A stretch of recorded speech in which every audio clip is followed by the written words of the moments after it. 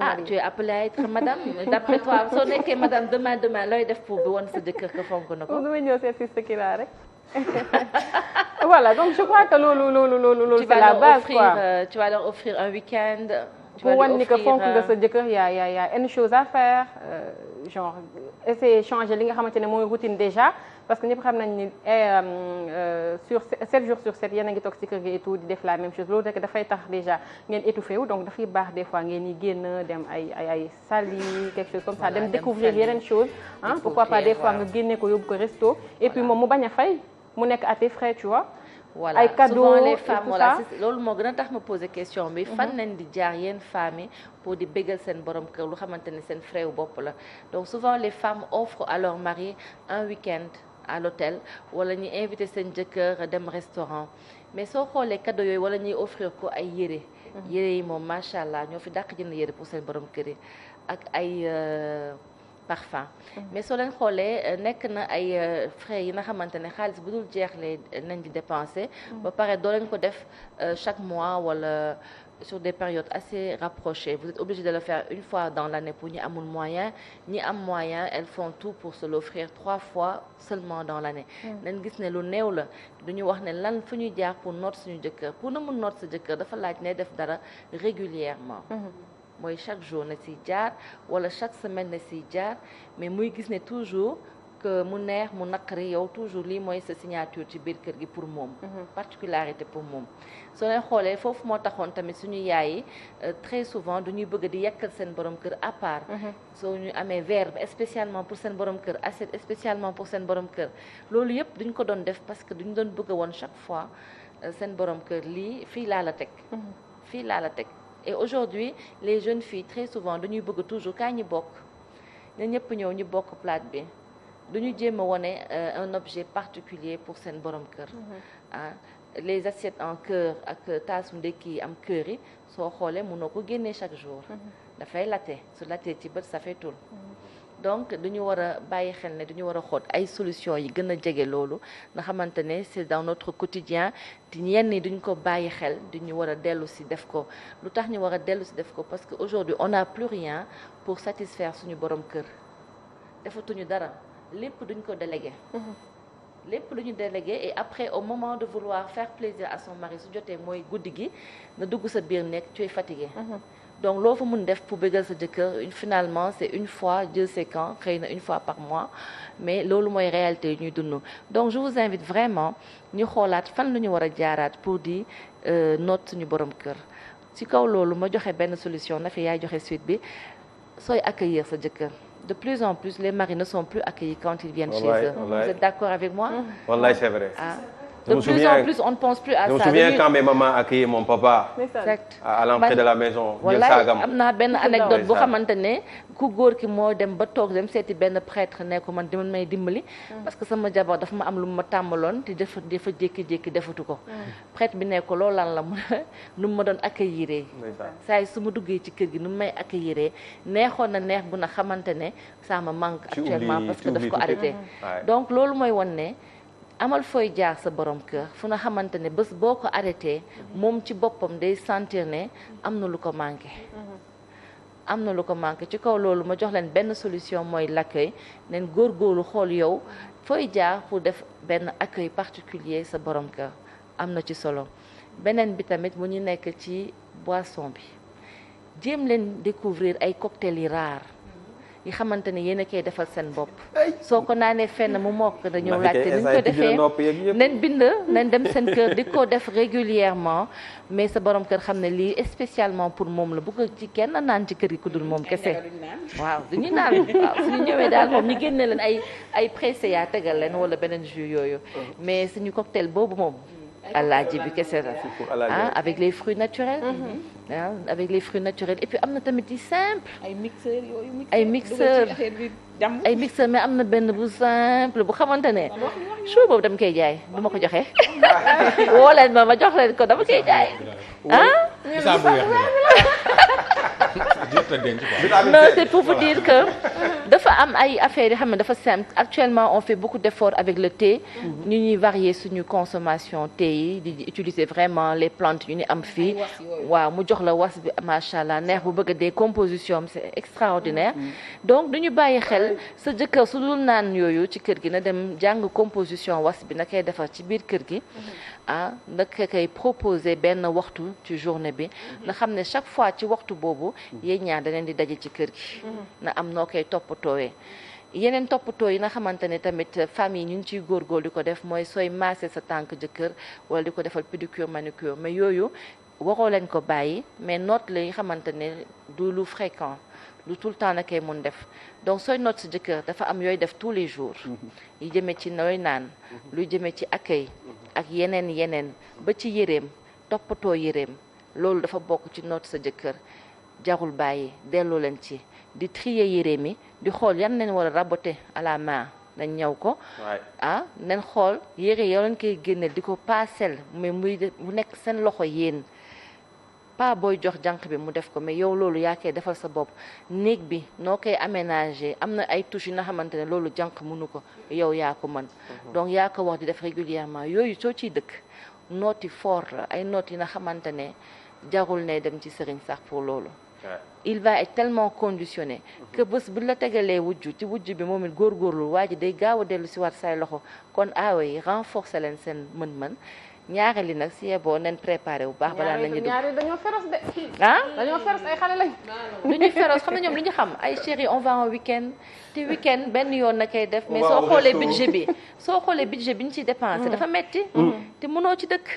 donc il faut que ñuy wut il faut que jeune fille yi surtout jeune fille moo gën a tax tey may waxtaan ñi delloo si seen xel xam ne lii tax sa jëkkër di la apprécier xam sa valeur mu ñu nekk ci quotidien bi yi nay def yi sew pour moom souvent les femmes à part cuisiner ñu toog benn place xamatuñu lu ñuy def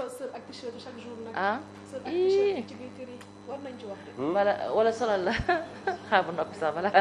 balaa ki may wax xam ne kan lay wax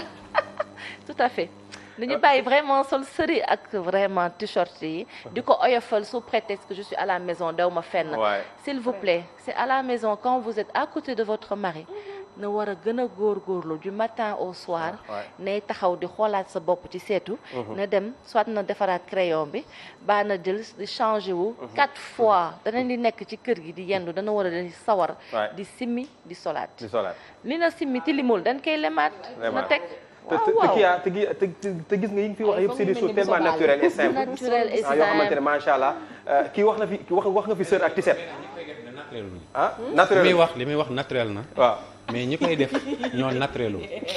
mais je pense que waaw amul nga waaw li nga wax nii c'est bon de ci dégg-dégg mais xale yu jigéen ci 3 mois lañ koy def muy commencement takkagal début ba li ñu déggoon ci jonge yëpp li ñu seetaanoon ci ay téléfilm ci jonge li ñu dencoon ci jonge yëpp ci 3 mois yi lañ koy tari façon jus yi ñu amoon yëpp tamit ci 3 mois yi lañ koy def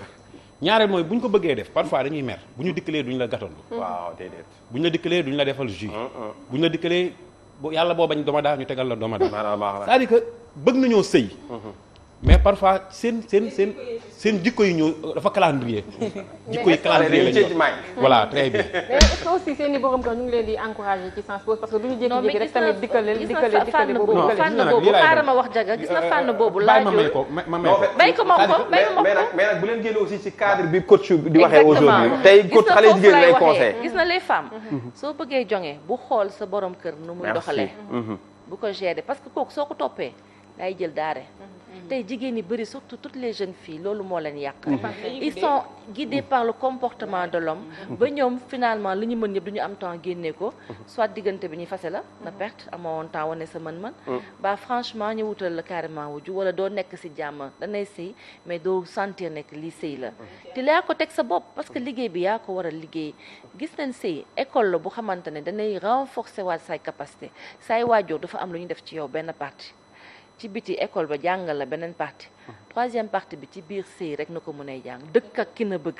nay gis chaque jour lu la neexul ne waroo wàññi sa mën-mën ak sa def lu baax na war ko yokk xam ne loolu liggéey la moo tax ñu war a jox cër ñëpp ña xamante ne macha allah ñun ci tànk yooyu di ci yàgg dafa laaj ñi leen di encourager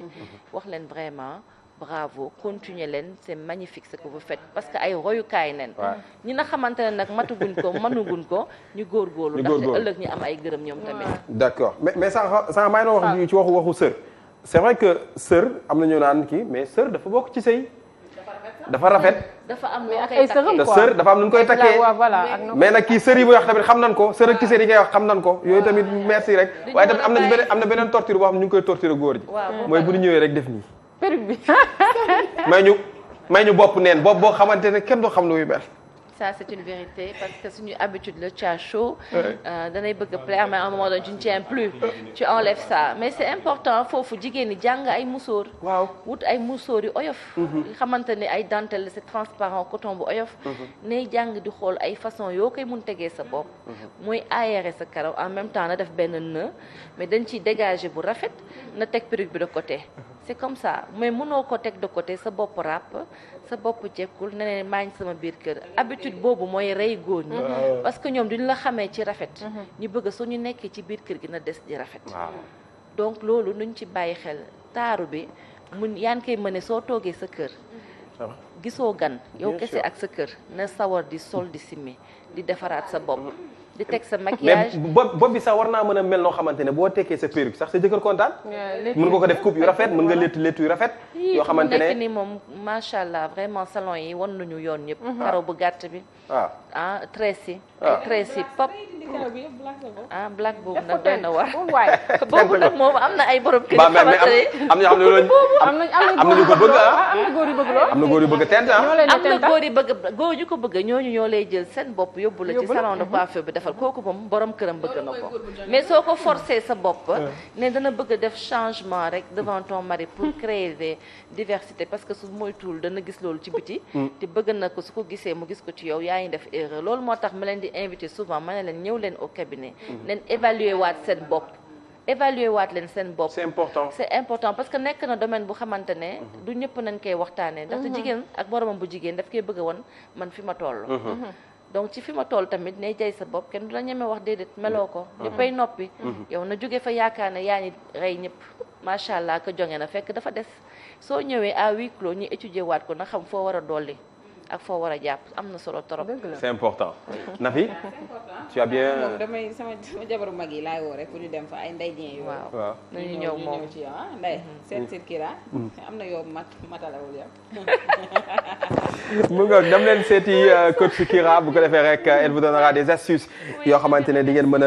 a téye seen kii mais c'est important li nga wax l'accueil j'insiste là-bas. l'accueil nekk c'est na lu important ñàkk sa jëkkër wàcce nga accueillir ko rek lu bëri dafa nekk. non mënoon naa mere bureau sax wala mënoon naa mere ci biir sax bu ñëwee rek. ñëw giif accueil bi day giif.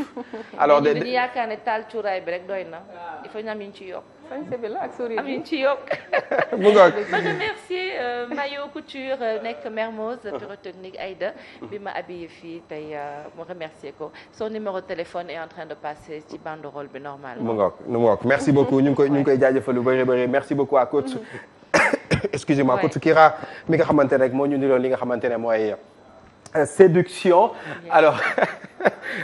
lu ma daal fii laa ko defee parce que Momo ak kii Momo ak Myriam dégg naa dañ leen quarantaine ah Momo dégg naa am na yu ma yóbbante waaye garaawul amul benn problème en tout cas on les souhaite un très très bon rétablissement revenez-nous très très vite ñu nuyu suñu xarit yi nga xam ne ñoo nekk ci Gambie donc ñu ngi bàyyi xel depuis Gambie di leen nuyu bu baax a baax continuez d'appeler au 88 628